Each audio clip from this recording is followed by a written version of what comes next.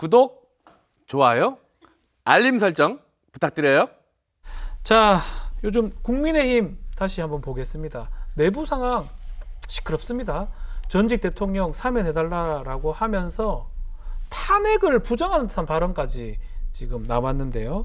자, 김종인 전 비대위원장 국민의힘을 향해서 거친 독서를 쏟아내면서 당 내부가 지금 들썩들썩거리고 있습니다. 자, 먼저 김종인 전 위원장이 국민의힘을 떠나면서 정치권하고 거리를 두겠다고 했는데 거리 안 둬요. 제주도 간다는 사람들 제주도 안 가고 있고요. 지금 계속 훈수를 많이 두는 모양새인데 김종인 위원장의 훈수 정치 어떤 배경에서 이렇게 하는 겁니까? 김준일 기자. 일단 판을 흔드는 거고요. 첫 네. 번째는 김종인 비대위원장이 선거 다음 날 바로 당을 떠났죠. 네. 토사구팽. 예, 사냥개는 사냥이 끝나면은 이제 가마솥에 들어갈 수가 있습니다. 그거를 이제 본인이 아는 거고 네. 그 전에 이제 용도가 이제 폐기가 될 수가 있는 거죠. 좀 거칠게 얘기하면은. 그래서 사실 지금 야인으로서 지금 판을 흔든다라는 거고 결국은 윤석열 전 검찰총장하고 어떤 식으로 결합을 하느냐 이게 네. 가장 큰 관건이고 윤석열 총장은 아직 등판을 안 했기 때문에 사실상 지금 김종인 전 비대위원장이 선거운동을 대신해주고 있다. 그렇죠. 그러니까 판을 흔들고 있다. 그래서 국민의힘 특히 이제 야권 단일화가 진행이 되면은 결국은 국민의힘 누군가의 후보와 윤석열 전 총장이 붙어야 되는데 여기에서 어떤 후보가 나오는지를 또 이제 흔들어주면서 민주당도 흔들면서 그리고 제3지대로 뭉칠 수 있는 안철수 국민의당도 흔들면서 다 흔들면서 지금 가고 있다. 이렇게 봐야 될 것 같아요. 훈수 정치. 80이 넘은 이 노정객인데 훈수 정치 지금까지 하고 있습니다. 그 뭐 지금 기자를 만나서는 나 이제 정치 미련 없다, 정치 안 하겠다고 하고 저런 게 정치라고 볼 수 그렇죠. 있는 거 이게 아닌가요? 아주 고도의 정치 행위인 거죠. 어. 그리고 결국에는 대선 이기려면 나밖에 없다. 아. 국민의힘으로는 대선 못 이긴다는 메시지를 윤석열 전 총장에게 계속 발신하고 있는 요거 것으로 메시지는 보여져요. 국민의힘도 국민의힘이지만 더 중요한 거는 윤석열 총장이 여기 앉아서 듣는 게 더 크겠네요. 그렇죠. 김종인 전 위원장의 모든 메시지가 저는 수신자가 다 윤석열 전 총장이라는 생각이 듭니다. 근데 그걸 수신자가 어떻게 받아들이냐는 또 우리가 모르는 문제지만 그렇죠. 발신하는 김종인 전 위원장은 이걸 언론을 향해서 국민을 향해서 하는 메시지가 아니라 윤 전 총장을 향해서 띄우는 메시지입니다. 아하. 쟤네 봐라, 나 없으니까 바로 망가지지 않느냐. 너 저기 들어가면 큰일 나. 나랑 있으면 쟤네 다 먹고 흡수하고 대선 이길 수 있어. 이 메시지를 계속 내보내는 것인데 이 메시지에 힘이 빠지려면요. 네. 국민의힘이 개혁하면 돼요.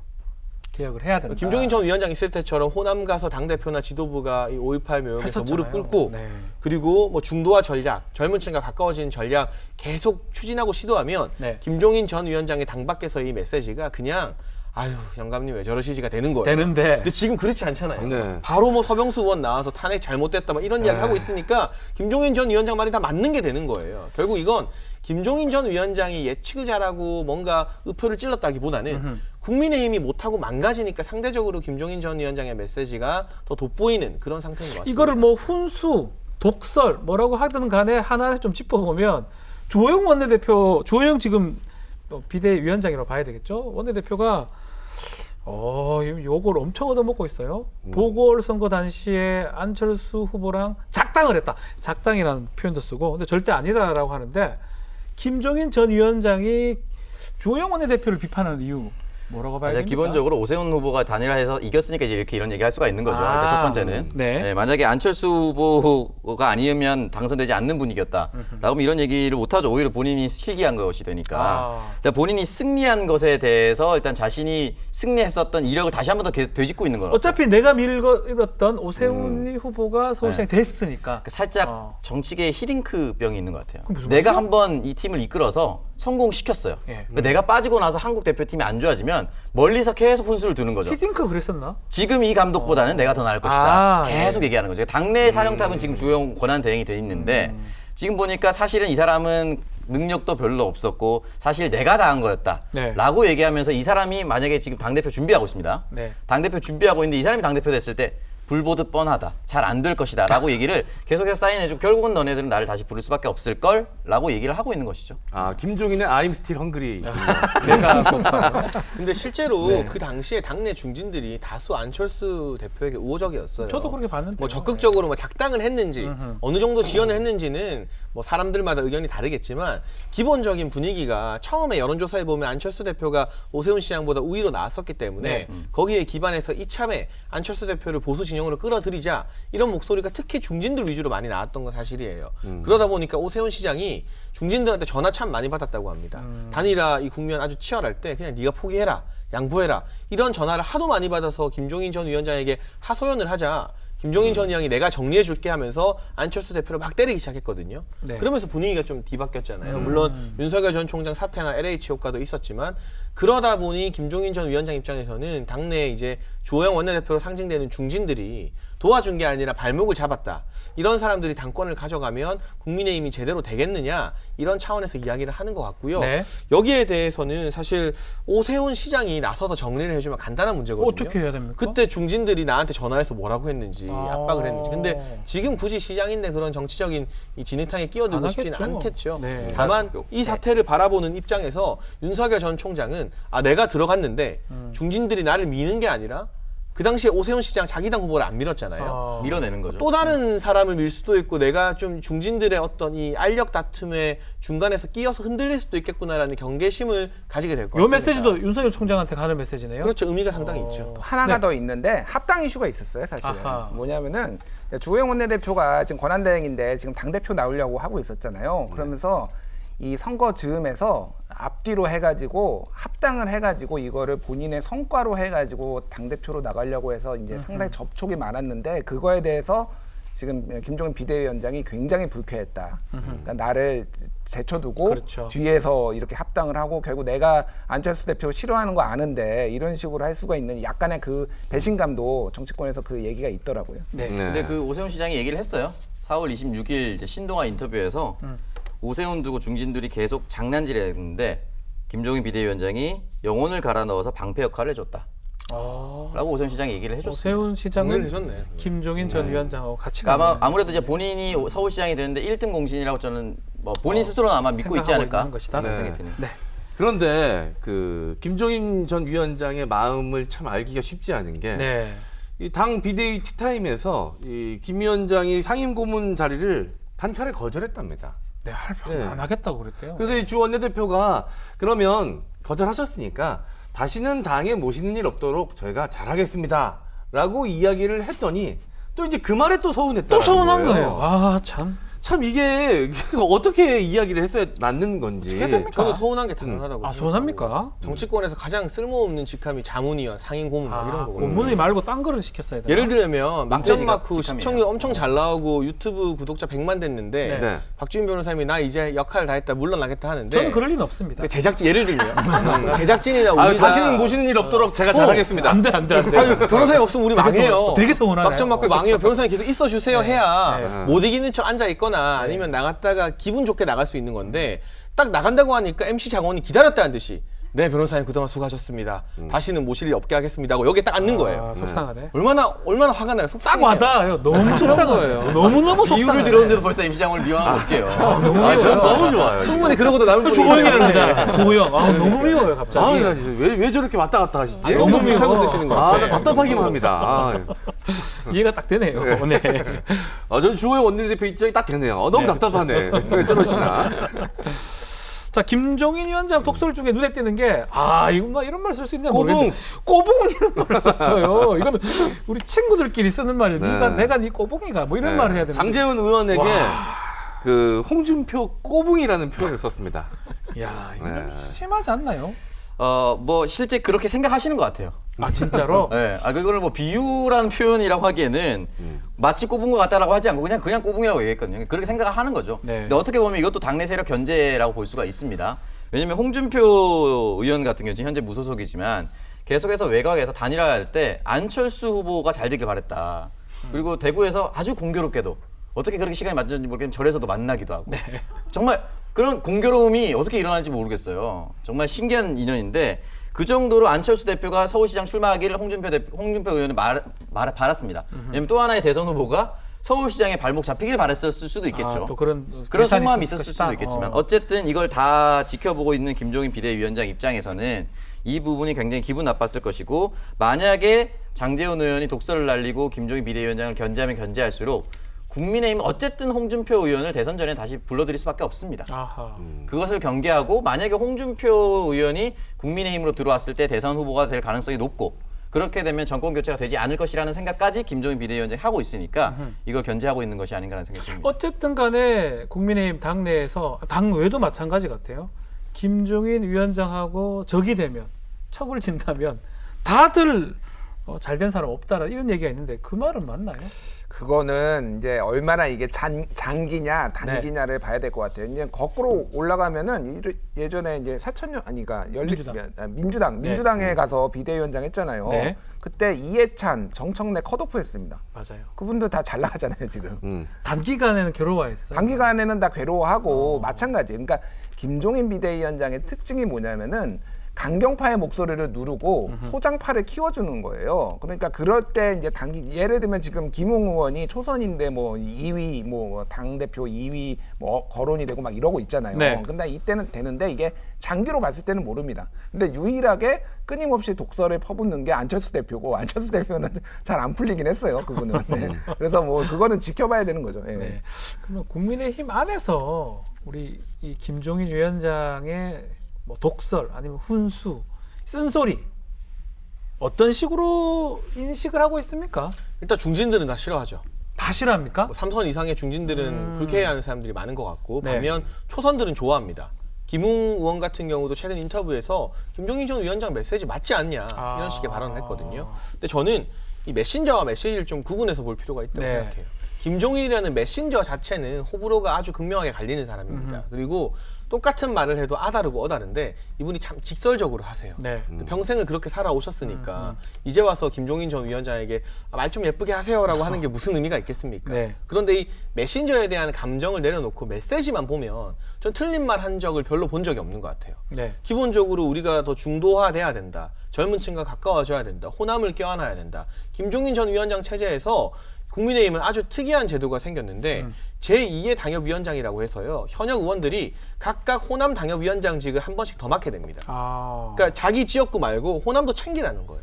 그동안 사실 국민의힘 계열에서는 호남을 그냥 아예 포기했죠. 신경도 안 쓰는 포기하는 그런 정당이었는데 지역으로 지역이었는데. 바라봤었는데 이제는 내가 예를 들면 서울의 지역위원장이라 해도 내 세컨 이제 두 번째 지역이 호남에 어디가 생긴 거예요. 네. 김종인 전 위원장 체제 때. 그럼 어쨌든 한 달에 한 번이라도 가보게 되고 신경을 쓰게 되잖아요. 그런 식의 어떤 변화의 방향이 틀린 것은 아니지 않았나. 그러니까 개인은 약간 불호일 수 있다 하더라도 이 메시지에 집중해 보면 국민의힘이 서병수 의원 말을 들을 것인가, 김종인 전 위원장 말을 들을 것인가. 저는 대선 이기려면 당연히 후자 쪽으로 가야 된다고 위원장 생각합니다. 말을 들어야 된다. 뭐 국민의힘 입장에서는 뭐 중진들, 뭐 지금 중진들 재선 3선 이상의 의원들은 쓴소리가 듣기 싫을 수 있지만 초선들은 되게 좋아할 것이다. 그리고 이 장혜찬 평론가 말대로 메신저보다는 김종인 위원장의 입보다는 그 내용이 뭔지에 따라서 그래도 꼬붕은 좀 심하지 않나요? 어쨌든 간에 그건 아사리판 꼬붕 뭐 별 얘기들이 다 나오고 있는데 어쨌든 그렇게 판단이 됩니다. 네. 자, 김종인 위원장 얘기를 하면서 계속 언급되는 사람 한 명 있죠. 네. 윤석열 전 총장입니다. 네, 이 김종인 전 위원장의 쓴소리를 유일하게 비껴나간 인물이죠. 바로 윤 전 총장인데요. 몇 명 있어요? 뭐 근태섭, 네. 윤석열, 초선 의원들도 다 비껴나갔어요. 네, 보니까. 맞습니다. 대표적으로 이제 윤 전 총장 이야기를 네. 좀 해보고 싶은데 본인이 마크롱 만들어주겠다라고 이야기를 했습니다. 야, 도대체 어떤 큰 그림을 그리고 계신 건지 구체적인 이야기 좀 들어볼까요? 마크롱이 검사인가요? 아니죠. 그렇진 않죠. 예. 마크롱은 이제 프랑스 사회당에서 장관하다가 나와서 본인의 독자적인 앙마르슈라는 정치 세력을 만들었는데 네. 일단 국민적 인기에 힘입어서 대통령이 되고 난 다음에 앙마르슈가 프랑스 총선에서도 선전을 했습니다. 네. 그래서 사회당 자신을 장관으로 기용했던 올랑드 전 대통령한테는 배신자 소리도 들었어요. 이런 건 좀 비슷하죠. 윤석열 전 총장 문재인 정부에서 그렇다, 지금 문재인 배신자 대통령이 이제 검찰총장으로 임명을 해줬는데 독자적인 어떤 정치 행보를 할 가능성이 높아지니까 근데 결과적으로 마크롱이나 앙마르슈 이야기를 한 건 지금 기존의 국민의힘으로는 안 된다. 새로운 세력을 만들어야 된다는 메시지를 김종인 위원장이 계속 발신하고 있는 거고요. 그런데 저는 이 신당이 독자적으로 국민의힘과 아예 연결고리가 없는 신당이라고 생각하지 않고 바깥에서 예를 들어 김종인, 금태섭, 윤석열을 뭉치면 결국 대선 레이스에서는 국회 의석수가 중요한 게 아니라 대선 주자 어디 있느냐가 중요한 거잖아요. 네. 국민의힘과 뭐 합당 등의 형식을 취할 때 오히려 국회의원 한 명도 없는 이 신당이 국민의힘을 흡수 통합하는 방식으로 먹을 수 있지 않겠느냐. 이런 구상을 김종인 전 위원장이 그리는 것 같아요. 그래서 제3지대가 없다는 말을 김종인 전 위원장이 합니다. 그 말은 제3당 안 하겠다는 거예요. 그렇죠. 제1야당 먹겠다는 뜻입니다. 윤석열 전 총장만 있으면 그리고 자신의 지략이 있으면 충분히 제1야당을 접수할 수 있다. 이렇게 바라보고 있는 것 같아서 이 국면의 선택권은 역시나 아직은 윤석열 전 총장에게 있는 계속 것이고요. 메시지 얘기를 했잖아요. 메시지를 하는데 두 사람이 이거 발신이 제대로 되는 겁니까? 글쎄요. 일단은 김종인 전 위원장 측에서 발신은 계속 하고 있는데 네. 윤석열 전 총장 같은 경우는 언론 보도라든가 일십 아닙니까 혹시? 예를 들면 수신 거부 아닙니까? 이런 수신 시사 거부. 프로그램이나 유튜브도 참 즐겨 본다고 하더라고요. 측근들에 의하면 네. 다 듣고는 있을 겁니다. 그런데 아직까지 현재 답변은 안 단계에서 한다는 거죠. 현재 단계에서 직접적인 교감이 있지는 않을 것이다. 아하. 예를 들면 이런 메시지에 대해서 잘 듣고 있습니다. 제가 고민하겠습니다. 정도인 것이지. 예를 들면 뭐 적극적으로 김종인 전 위원장과 이미 말을 맞춰놓고 뭐 선거 전부터 뭔가를 했다. 저는 그 전망에는 동의하지 않습니다. 그러니까 우리 소위 말해 채팅창에 보면 일이 없어지긴 없어졌는데 네. 답은 없다. 아니죠. 잘 읽었습니다. 잘 읽었습니다. 그 정도. 아니야 눈웃음 표시 두 개만 딱 온 거야. 이모티콘 하나 이만큼 보냈는데. 근데 일각에서는 무슨 재보궐선거 이전부터 말을 맞췄을 것이다 이런 전망도 하잖아요. 네. 저 그건 틀린 전망이라고 틀린 것이다. 생각합니다. 자 그러면 두 분한테 물어볼게요. 자 윤석열 전 총장, 마크롱 된다 안 된다? 그러니까 마크롱이 그 재무부 산하의 금융조사관으로 시작을 했어요. 네. 그러니까 한국으로 따지면 기재부 출신이에요. 그렇죠, 기재부. 예, 기재부 출신이라서 이제 검찰 출신하고 그거 다른 점이 있고 마크롱이 대통령이 될 수 있는 가장 결정적인 이유는 뭐였냐면은 프랑스에는 결선 투표제가 있습니다. 네. 그래서 과반수가 1차 투표에서 안 나오면은 1등, 2등이 가서 결선 투표제를 하는 거예요. 근데 그 당시에 정치 혐오가 강해져가지고 좌파 우파 다 못 믿겠다 그래서 마크롱이 이제 중도파에서 66% 2차에서 66%를 받거든요. 네. 그러니까 압도적이 된 거죠. 자, 근데 한국은 결선 투표제가 없어요. 그 대신에 단일화를 거쳐야 됩니다. 그렇죠. 그러니까 단일화를 이번 그 서울시장 보궐선거에서도 봤듯이 뭐냐면은 끌려가는 힘이 있어요. 제1야당한테. 뭐 야당하고 하게 한다라고 하면은. 그러니까 결국은 앞서 나가던 안철수 대표가 오세훈 후보한테 이제 졌잖아요. 그러니까 이거를 어떻게 넘을 것이냐, 이 단일화에. 그러니까 사실 그래서 아까 장희찬 평론가가 얘기했지만은 제3지대는 없다라고 얘기를 하는 이유가 네. 1지대, 2지대 하면 3지대는 약해 보이는 거예요. 그래서 매번 새로운 정치 세력이다. 그리고 우리가 2지대로 될 수 있다라는 얘기를 하는 게 그 견인력을 그러니까 단일화를 염두에 두고 지금 그 얘기를 하는 거라서 어찌됐든 가능성을 봤을 때 마크롱만큼 높지는 않다. 그러니까 없다라기보다는 이 단일화라는 변수가 너무 커요. 제가 보기에는 단일화가 있어요. 단일화 변수가 너무 크기 때문에 마크롱처럼 쉽게 되지는 않을 것이다 이제 볼 수가 있는 거죠. 보통 두 사람을 비교하면 뭐가 비슷한 게 있어야 비교를 하거든요. 비슷한 거 있어요. 그 아내가 이슈가 된다는 굉장히 비슷합니다. 아내가 연상이고 연하라서 저건 바뀌면 좀 방송 못 하겠는데. 완전히 아니 왜 제가 무슨 말 했는데요? 왜? 아내가 무슨 문제가 있습니까? 조사 저- 다 했는데. 저 아무 문제란 문제가 말은 없구만. 본인이 하셨어요. 저는 이슈라고 했습니다. 문제란 표현을 쓰지 않았어요. 야, 이 프레임을 야. 문제란 표현을 쓰지 문제란 않았어요. 표현을 당신이 있어서 이 양반아. 청문회 다 했는데. 아니, 이 양반이? 무슨 문제가 있다고 말이야. 막말을 하네. 알겠지, 문제가 있어. 문제란 표현을 쓰지 않았어요. 이슈라고 했습니다. 저는. 아내가 하여튼 눈에 띈다. 이렇게 얘기를 하겠습니다. 근데 어쨌든 뭐 하고 싶은 말 하신 것 같아요. 네. 그냥 뭐 이제 마크롱이랑 뭔가 비슷한 게 있어야 비슷하다라고 얘기를 할 수가 있는데 하나도 비슷한 게 없습니다. 전혀 비슷한 게 없고요. 마크롱 같은 경우는 대통령 2017년에 취임했는데 2012년부터 14년까지 대통령실에서 경제보좌관으로 일을 했고요. 그러니까 흔히 말해서 우리나라로 치면 청와대 근무 이력이 있고요. 정치 경험이 있네요. 경제산업 디지털 장관 하면서 흔히 말하는 재경부, 그러니까 경제적 지식이 굉장히 뛰어나고요. 그러니까 사실은 국가에 근거하는 경제가 맞아요. 그 부분에 대해서는 특화된 부분이 있기 때문에 정치 경험도 있고 본인 스스로 독자적으로 창당했었던 경험도 있고 파이팅도 있기 때문에 여러 가지 정치적 숙련도와 맥집도가 있는데 윤석열 총장은 아무것도 없어요.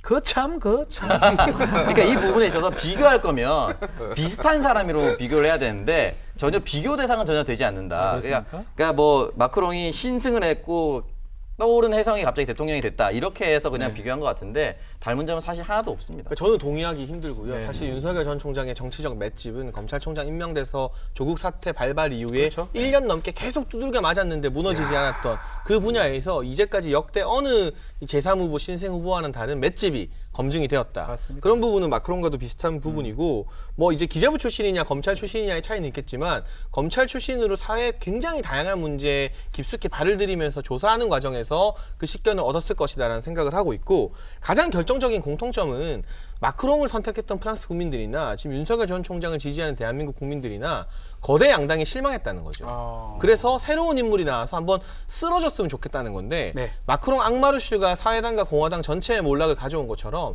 윤석열 전 총장 다 아시는 것처럼 조국 전 장관만 수사한 게 아니에요. 이명박 전 대통령, 박근혜 전 대통령 구속시키는데 결정적인 기여를 한 인물 아닙니까? 그렇죠. 결과적으로는 보수의 적통이라고 볼 수 없어요. 네. 근데 그래도 상관없다. 중도층이 그럼에도 불구하고 윤 전 총장을 선택하는 건 민주당뿐만이 아니라 국민의힘의 이 구기득권이나 구적폐들도 같이 쓸어줄 만한 인물이다. 이러한 어떤 기대감을 받는다는 측면에서는 유사점도 있다고 봅니다. 이명박 대통령이 쳤다고 했지만 곰탕 특검할 때는 가만히 계셨어요. 시류를 본다는 거죠. 시를 보면 조국 전 장관은 어떻게 수사합니까? 알겠습니다. 자, 김종인 전 위원장이 독설, 훈수가 과연 앞으로 어떻게 또 진행될지, 또 윤석열 전 총장의 정치계의 어떤 입문이라든지 발걸음 아마 눈여겨봐야 될 부분이 아닌가 짚어봤습니다. 네, 국민의힘이 내분 조짐을 보이는 이슈가 또 있죠. 한동안 잠잠했다고 생각이 드는데 이명박, 박근혜 전직 대통령 사면 문제가 또 소환이 됐습니다. 야, 뭐 불과 3주 전에 김종인 체제에서는 두 전직 대통령의 과거에 대해서 사과를 했던 상황인데 김종인 위원장이 딱 떠나버리니까 바로 사면론, 또 거기다가 탄핵 잘못했다, 그런 얘기까지 나오고 있어요. 그러니까 이게 너무 계속 지고 있다가 오랜만에 한번 이기면 아드레날린이 과하게 분비될 수가 있어요. 좀 그런 상태라고 보거든요. 본인도 좀 여쭤보면 아드레날린 좀 있어요. 아 그래서 아까 막 제가 MB 장원이랑 분비되니까. 싸운 거 후회하고 있습니다. 저도 사과드리겠습니다. 네, 이렇게 아드레날린이 과하게 분비될 수가 있어요. 조심해야 되는데 네. 그런데 기본적으로 지금 국민의힘 지분을 보면 여전히 과거의 친박계가 지분의 다수를 차지하고 있습니다. 네. 그리고 영남 지역의 지역구를 둔 의원들이 훨씬 더 많기 때문에 까딱 잘못하면 그러니까 김종인 전 위원장처럼 강한 캐릭터가 이걸 억누르지 않으면 언제든지 이런 국민 정서와 동떨어진 발언들이 튀어나올 위험 요소가 상당히 많았다.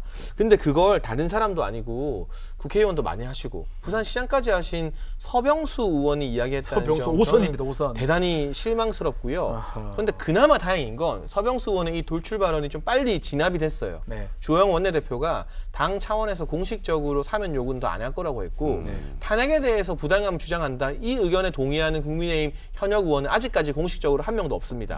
그러니까 서병수 의원 한 사람만 외딴 섬이 된 거예요. 그런 점은 이 터질 리스크가 대선 가까웠을 때 터지면 더 좀 처리하기 힘든데 선거 이기자마자 빨리 터지고 빨리 진압이 되고 어느 정도 정리가 좀 일찍 됐다는 점에서는 차라리 다행스러운 지점이 아닌가 합니다. 오창수 평론가가 싹 웃었어요. 네, 왜 빨리 웃었죠? 터져서 다행이다는 말이 어차피 터질 건데. 뭐 와닿기도 하고 그랬어요. 어. 네. 사실은 이제 이번 보궐선거 참패 여러 가지 요인이 있고 분석을 해야 되겠지만 네. 중간중간에 국민의힘에서도 실수가 많이 나왔습니다. 그러니까 워낙 민심의 이 대세를 거스를 수가 없었고, 예를 들어서 지금 서병수 의원도 얘기했지만 같은 지역은 아니지만 어쨌든 PK와 TK로 대변되는 네. 곽상도 의원, 대구 지역구인데 서울에서 투표했거든요. 전혀 아무런 죄책감이 없이 그럼 어디서 하냐고 물어봤어요.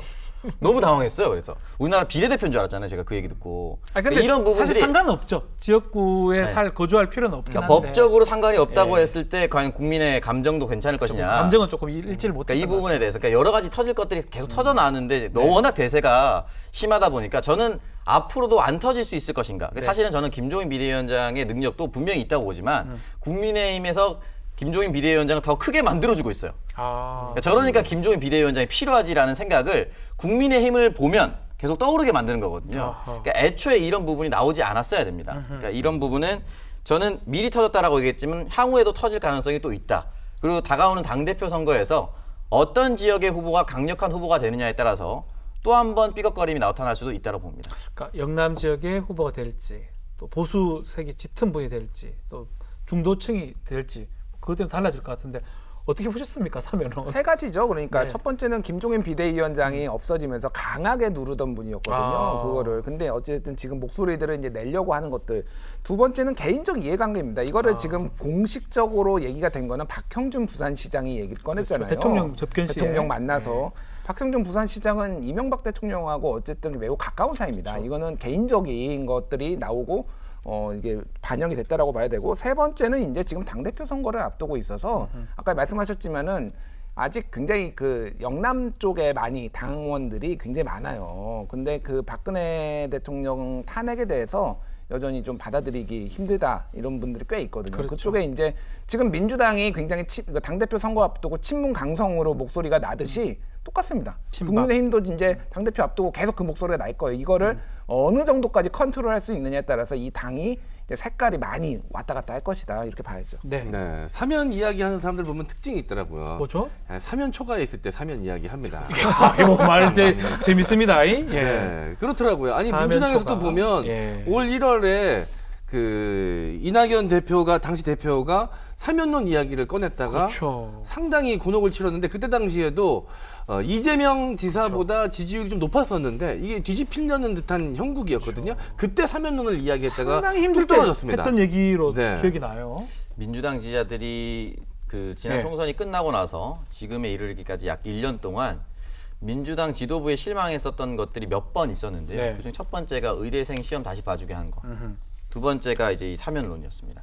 근데 가장 큰 건 역시나 사면론이에요. 이 사면이라는 것 자체가 사면 이전에 그 사람들이 왜 법적 처벌을 받았느냐를 따져보는 것이거든요. 네. 법적 처벌을 받은 이유가 사실은 모든 정의로움이 무너졌기 때문에 사실은 이제 이 탄핵이라는 것이 정말 어렵습니다. 국민의 힘으로 절차적 정당성을 따져서 선거를 통해서 권력을 선출하는 것뿐만이 아니라 절차적 정당성을 따서 국민의 힘으로 다시 그 사람을 현직에서 내려오는 것. 이건 전 세계 민주주의 역사상에서도 거의 없는 일입니다. 네. 어마어마한 눈부신 민주주의 역사이자 또 슬픔이죠. 어떻게 보면 부끄러운 일이기도 하고. 근데 그 부분에 대해서는 여전히 탄핵은 정당했다라고 대다수의 국민들이 믿고 있는데, 그 당시에 여전히 지금 뭐 보수, 나는 보수였지만 나도 그때 촛불 집회에 참여했었다, 이런 사람들 진짜 많았거든요. 그런 입장에서 코어층인 민주당 지지자를 향해서 민주당 당대표가 이런 이야기를 던졌으니 당연히 욕을 먹을 만하죠. 네. 그렇군요. 네, 그 김재석 국민의힘 비대위원은 선거에서도 이기고 뭐 이제 먹고 살만하니까 이런 얘기 나온다라고 비판을 하더라고요.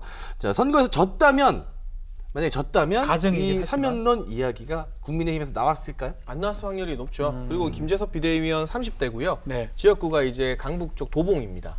쉽지 않아요. 그러니까 네, 사실은 쉽지 않아요. 국민의힘에서 가장 먼저 귀를 기울여서 목소리를 들어야 될 사람이 바로 김재섭 비대위원 같은 사람들의 목소리예요. 국민의힘이 대선 이기려면 네. 30대 민심 계속 잡아야 되고, 이 강북구, 강북 지역에 도봉 이런 쪽에 민심 잡아야 되잖아요. 이번엔 잡았는데 이기자마자 나온 이야기가 사면이면 네. 그 민심 도망가지 않겠습니까? 그런 위기론을 김재섭 비대위원이 적절하게 잘 말해줬다고 생각을 하고, 저는 전략적 패착이라 보는 게 네. 결과적으로 임기 말이 되면 국민의힘에서 가만히 있어도 문재인 대통령이 사면해주고 싶어 할 거라 생각합니다. 왜냐하면 본인 손으로 전직 두 대통령, 이게 직접 구속시킨 건 아니지만 자신의 재임 기간에 구속시켜서 이 유치장에 들어가 있다는 것 자체가 대단한 정치적 부담이거든요. 네. 그러면 임기 끝나기 전에 내 손으로 이걸 털어버리고 나오는 게 국민 통합 측면에서도 훨씬 더 도움이 되는 일입니다. 그래서 가만히 있었으면 오히려 문재인 대통령이 먼저 나섰을 수도 있는데, 이걸 괜히 오세훈 시장이나 박형준 시장이 나서서 바지가랑이 붙잡고 사면시켜 주세요 사정하는 그림을 만든 건 전략적 미스였다고 제가 뭐 비공식적인 채널로도 조언을 하기도 했었는데요. 아마 앞으로는 이번에 호되게 역풍을 맞았기 때문에 주요 주자들 입에서 사면 이야기는 당분간 아니요, 안 나올 근데 거라고 생각합니다. 반대로 저도 그런 얘기를 좀 들은 바가 있는데, 주호영 원내대표나 홍문표 의원 같은 경우는 사면론에 좀 힘을 실는 느낌이거든요. 이분들은 왜 이러는 거예요? 지금 장혜찬 평론가 말대로라면 전략적으로 미스가 될 수도 있는 부분인데 왜 여기에 힘을 실어주죠? 결국 이제 당권 주자들이 자신을 바라보는 코어 지지층을 네. 잡는 계기가 아닌가 생각이 들어요.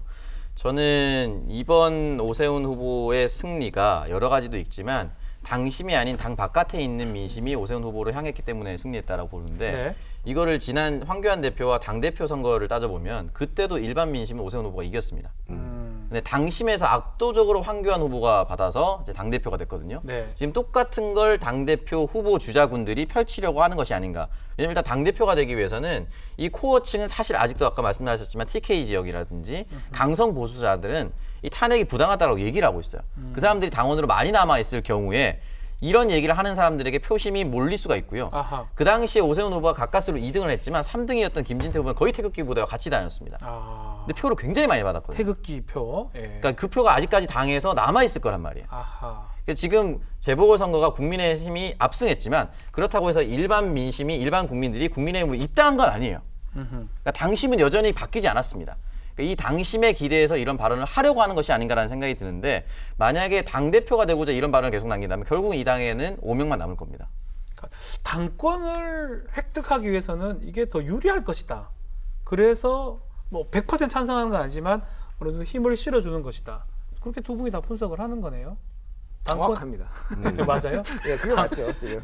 근데 당권을 가지려 하다가 사면론 때문에 국민의힘이 비판을 받으면 그것도 문제가 되는 거 아닌가? 그러니까 지금 그 경계선상에 서 있다고 보시면 될 것 같아요. 그래서 사면론을 가지고 지금 당원들에서 이렇게 그래서 김재섭 의원 같은 분이 강하게 치고 나오고 네. 문제 제기를 함으로 인해서 더 나아가지 않고 거기서 균형점을 지금 찾을 것이다. 그래서 그러네요. 대놓고 사면을 제일 먼저 앞세우는 것보다는 어쨌든 뭐 대통령들을 위해서 제가 뭐 할 수 있는 거를 뭐 최선을 다하겠습니다. 이런 식으로 모호하게 말을 해서 기사화가 덜 되게 하지만은 당원들에게는 메시지를 주는 당원들 알고 있긴 하고요. 예, 뭐 이런 식의 전략을 쓰겠죠. 이렇게 요란하게 하면은 역풍을 맞을 가능성이 높다. 아니, 여기까지는 좋아요. 저는 사면까지는 그래도 이렇게 우리 김준일 기자 말대로 메시지는 주면서 언론의 언급은 좀 적당하게. 근데 또 얘기는 탄핵 부정, 서병수 의원의 탄핵 부정. 이건 좀 다르다고 봐야 되잖아요. 그렇죠. 사면하고 완전히 탄핵 다르고. 부정. 그래서 이 서병수 의원 주장에는 공식적으로 동조하는 현역 의원은 아무도 없어요. 네. 일단 섬이고 저는 서병수 의원 이 발언했다고 우리가 탈당시키거나 제명할 수는 없지만 다음번에 공천 안 줘야 된다고 생각합니다. 뭐 부산시장 했고 뭐 아무리 중진이고 해도요. 이 정도 정무적 감각을 가지고 있는 사람 5선이나 했다는 게 좀 신기하고 그러니까 국민의힘이 이제까지 잘 안 됐구나. 서병수 의원 같은 분들이 중진이니까 이런 생각이 많이 들고요. 예. 사실은 전당대회 룰을 보면 왜 이런 발언 등을 하는가가 나오는데 이 대선은 100% 민심으로 뽑는 거잖아요. 그렇죠. 서울시장 선거도 마찬가지고. 근데 전당대회 룰 보면 국민의힘은 당원 70, 일반 여론조사 30입니다. 7대 3입니까? 네. 그리고 민주당 같은 경우는 9대 1이에요. 그렇죠? 근데 그 구안에서 뭐 대의원 권리당은 나눠 있지만 그렇죠. 그렇다 보니까 국민의힘도 마찬가지고 더불어민주당도 마찬가지고 선거 한쪽은 졌고 국민의힘은 이제 겨우 한 번 이겼을 뿐인데 왜 이렇게 강성 메시지가 많이 나올까? 결국 전당대회 룰 때문이에요. 곧 있을 전당대회 때문에. 네. 그래서 저는 이 당심과 민심의 괴리를 좁히는 게 모든 당의 가장 중요한 키포인트라 생각하기 때문에 전당대회 이 투표 비율도 최소한 5대5 또는 국민 민심 여론조사의 비율이 더 높아져야만 이런 식으로 민심과 동떨어진 발언이 안 나올 거라고 보고요. 네. 서병수 의원은 뭐 당대표 자체는 불출마했습니다만 본인이 영향력을 끼치고 싶어 하겠죠. 주요 당권 주자에게 뭐 도움을 주거나 하는 식으로 영향력을 확보하고 싶어 할 텐데 그런 측면에서 당내 지분을 높이기 위해서 이런 발언을 했을 것이다. 아하. 물론 이 박근혜 전 대통령과 개인적인 인연도 있겠습니다만 하지만 당권 잡으려다 대권 놓치는 그러한 발언을 하는 의원들에 대해서는 다음번 공천 때 아주 냉정하게 심사를 해야 된다고 생각합니다. 와, 세네요. 네, 좋습니다. 네. 네. 그 윤석열 전 검찰총장이 이 박근혜 전 대통령을 형사재판으로 감옥에 보낸 장본인 아니겠습니까? 뭐 둘 다 보냈죠. 아버지 네. 어머니를 다 보냈잖아요. 그러니까요. 예. 네, 왜요? 그렇게 얘기하잖아요. 삼촌과 고모라고 했잖아요. 홍준표 제가. 의원이 그렇게 얘기를 했어요. 삼촌과 아버지 고모. 어머니. 네. 어쨌든 이 탄핵 부정은 윤석열 전 검찰총장에 대한 내부적인 견제의 목소리라고 봐도 될까요? 좀 완전 다르죠. 탄핵 부정을 하는 거는 윤석열 당신 여기 안 된다. 이런 거랑 같이 또 볼 수 있는 건가요? 그렇게 보는 거는 너무 많이 지금 나가는 상황이고요. 지금 말씀하셨듯이 지금은 자기 정치하는 겁니다. 전부 다 자기 자기 정치하는 정치. 거예요. 예. 지금 뭐 윤석열이는 뭐 이쪽 국민의힘에 뭔가 주자가 나온 것도 아니고 아직. 네. 그러니까 뭐 그런 거를 보기는 너무 힘들고. 그러니까 이 탄핵에 대해서 몇 가지 이제 미묘한 지점이 있어요. 사실은 뭐가 있냐면 짧게 말씀드리면은 예전에 정확하게 1년 전입니다. 네. 시사인에서 여론조사를 했어요. 그래서 문재인 정부에서 제일 잘한 정책들과 못한 정책을 1번부터 8번까지 쭉 세웠는데 1번이 방역이었고 2번이 이명박 박근혜 구속이었어요. 이게 근데 이게 그 미래통합당 당시에 그 사람 그 미래통합당 지지자들은 18%만 했는데 중도 보수에서 63%가 나왔습니다. 지지를. 그러니까 중도 보수에서도 압도적으로 중도 진보에서는 77%, 민주당 지지자는 95%가 찬성을 했어요. 그러니까 이거는 뭐냐면은 앞으로도 뇌관이 될 수가 있어요. 사실은 이게 그래서 전략적으로는 아마 청와대나 이런 데서 아까 전에 사면할 거라고 말씀하셨는데 사면 안 할 겁니다. 사면을 하지 않고 전략적 모호성을 가져가고 여기 국민의힘의 자중질환을 유도를 하는 방식으로 갈 가능성이 제가 보기에 높아요. 좀 정치공학적으로 얘기를 하면은 왜냐하면 끊임없이 이게 지금 원심력과 구심력이 있기 때문에 그리고 제일 못한 거가 조국 장관 임명이었거든요. 그거는 민주당 지지자도 50%밖에 안 나왔어요. 그러니까 뭐가 지금 아킬레스건인지 딱 보이는 거죠. 이 민주당에서는 조국 사태가 가장 아킬레스건이고 여기에서는 탄핵에 인정하느냐 안 하느냐, 사면을 하느냐 안 하느냐가 가장 아킬레스건이라는 거예요. 그러니까. 그러면 그 사면 카드를 쉽게 던지진 않겠네요. 갖고 있다가 살짝 쭈까마까 전략적 모호성이라고 이제 보통 이제 얘기를 하죠. 그걸 최대 날짜 포인트는 내년 2월 2일 이후가 될 겁니다. 박근혜 전 대통령의 생일이 2월 2일인데 생일날 사면 그런 거 아니요, 있나요? 생일이 아니라 만 70세가 되면 보석 가능성이 높아집니다. 보석할 수가 있으니까. 그러니까 대통령이 직접 나와서 사면합니다라고 하는 것이 아니라 만약에 이 부분에 사면하는 것이 도움이 된다라고 했을 경우에 밑에서 만 70세가 되었으니 라고 얘기를 하면은 대통령이 묵인하는 방식으로 넘어갈 수도 있지만 김준일 기자님 말씀하셨던 것처럼 그냥 그대로 흘릴 가능성도 매우 높습니다. 그때 가봐야 2월 2일 이후에 가봐야 저는 명확하게 드러나지 않을까 생각합니다. 박근혜 전 대통령 생일도 아시네요? 여기 이제 포털 사이트 검색해보면 찾아봤군요. 그걸 뭐 굳이 외울 필요가 뭐가 있겠어요. 외우면 또 어때요? 아니 어렵진 않대요 외우기. 2월 2일이니까. 외우고 싶지 않아요. 근데 지금의 20대, 30대 이 MZ 세대가 바라보는 사면의 이미지가 어떤지 좀 보면 굉장히 이 세대들의 특징 중에 하나가 직관적인 거 아니겠습니까? 그렇죠. 사면해주면 골프 치러 댕긴다. 약간 이런 이게 있어요. 왜냐하면 전두환 전 대통령이 사면받고 골프 치는 장면이 많이 나오지 않았습니까?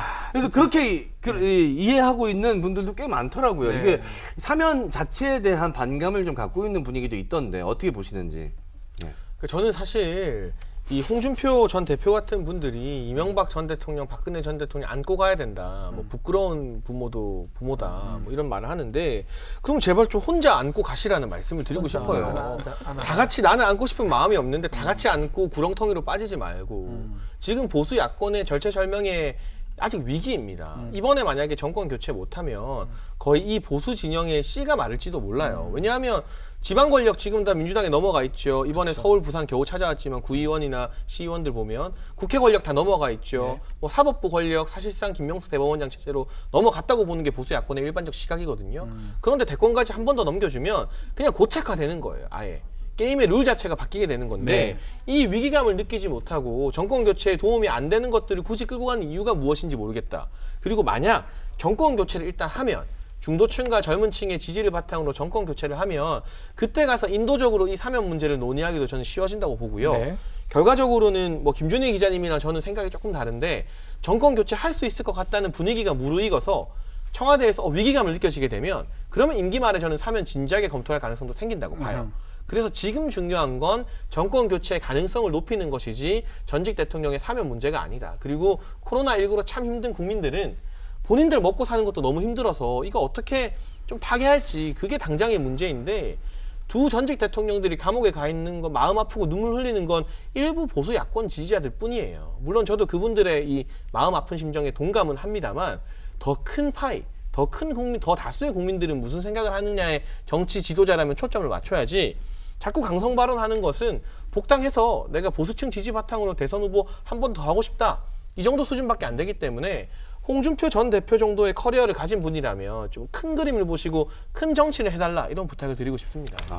홍준표 전 대표 홍준표 의원한테 딱 메시지를 던지는 할 거예요. 말은 난 서병수 홍준표 다 깐다고 나는 보수라고. 할 말은 해도. 하는 장해찬. 장해찬 데스노트 나옵니까? 저는 이제 장혜찬 평론가가 이제 보수 패널이고 제가 진보 패널인데 늘 있지만 항상 이 정권 들어서는 제가 이제 방어적인 입장을 해야 되잖아요. 근데 탄핵 얘기나 사면 얘기 나올 때마다 늘 항상 저는 흐뭇하게 보고 있습니다. 그렇죠. 왜냐면 답은 정해져 있어요. 탄핵은 정당한 것이었고 사면하면 안 되는 거예요.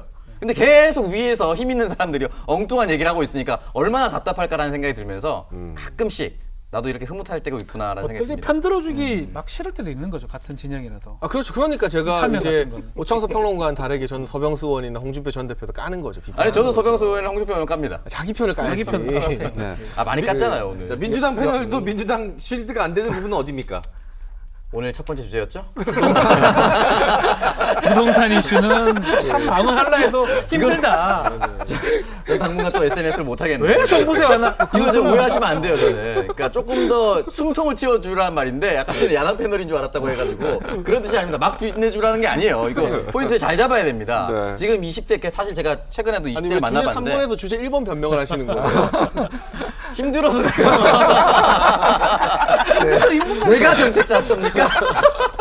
여론조사 지금 없는데 자기도 지금 여론조사. 20대 만나보니까 저희 때랑 또 달라요. 제가 36살인데, 딱 10년 전에 제가 취업할 때랑 분위기가 너무 다르고요. 아, 그렇죠. 현대차, 흔히 말해서 그 당시에는 전전기라고 해서 전자공학과, 전자전기 컴퓨터공학과, 기계공학과 이렇게 하면은 졸업과 동시에 취업이 됐어요. 그래서 요즘에는 공대 출신들. 취업이 안 돼. 전화기라고 있습니다. 정확히 화학공학과까지 해서 전화기, 기계과가 이렇게 세学과가 있는데 졸업과 동시에 취업이 되는데 지금 공채 열리는 대기업이 없습니다. 없으니까요. 이 사람들에게 집도 못 구하고 일자리도 못 구하게 되는 상황이 돼버리니까 마음이 너무 아픈 거죠. 그러니까 이 부분에 대해서는 조금이라도 주거 안정에 대해서 그 사람들의 마음을 이해해달라는 얘기를 알겠습니다. 주제 1번에서 얘기를 했습니다. 네. 사면 이야기로 좀 돌아가서 네. 사면 이야기 나오면 뭐 지금은 때가 아니다라는 이야기가 중론입니다.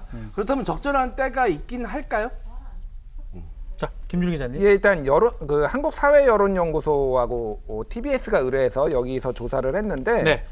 사면에 대해서 부정 평가가 52.2, 긍정 평가가 40.3이에요. 상당히 높네요. 예, 예. 생각보다. 근데 사실 좁혀졌어요. 긍정 평가가 많이 늘어난 거예요. 그러니까요. 어떻게 전에 비하면. 그래서 적절한 때라는 거는 없고 정치적 결단이 남았는데 제가 보기에는 긍정 평가가 6대 4 정도 되면은 대통령이 아니면은 최소한 반반은 넘어야 된다. 5대 5는 넘어가야 된다. 5대 5가 넘어가야지 이게 가능한데 지금은 안 된다라는 건데 이게 내년 1년 안에 그게 뒤집어질까? 그러니까 20대, 30대들이 생각하는 거는 아니 내가 탄핵을 시켜가지고 내가 한 건데 대통령이 뭐 자기 맘대로 사면을 해? 이거예요. 이 정서. 이건 공정하지 않다라는 거예요. 그 기류가 표를 계속 얻어야 되는 그 양당의 입장에서는 이게 쉽지 않을 거예요. 문 대통령도 쉽지 않을 거다라고 보는 거죠. 그러니까. 네. 자, 때가 되면 슬슬 나오는 사면론, 또 국민의힘을 내분으로 갈 수도 있게 만드는 사면론까지 이야기를 나눴습니다. 자, 뉴스 코멘터리 막전 막후 새로운 시간에 인사를 드리려고 합니다. 자, 목요일이 아니고 토요일입니다. 토요일 저녁 7시 55분에 여러분을 찾아가니까 꼭 기억해 주십시오. 무슨 요일이라고요? 토요일입니다. Saturday. 시간 7시 55분. 자, 5월 8일 저녁 7시 55분에 다시 뵙겠습니다. 잊지 마세요. 네, 감사합니다. 뉴스 코멘터리 막전 막후입니다. 구독, 좋아요, 알림 설정 부탁드려요. OBS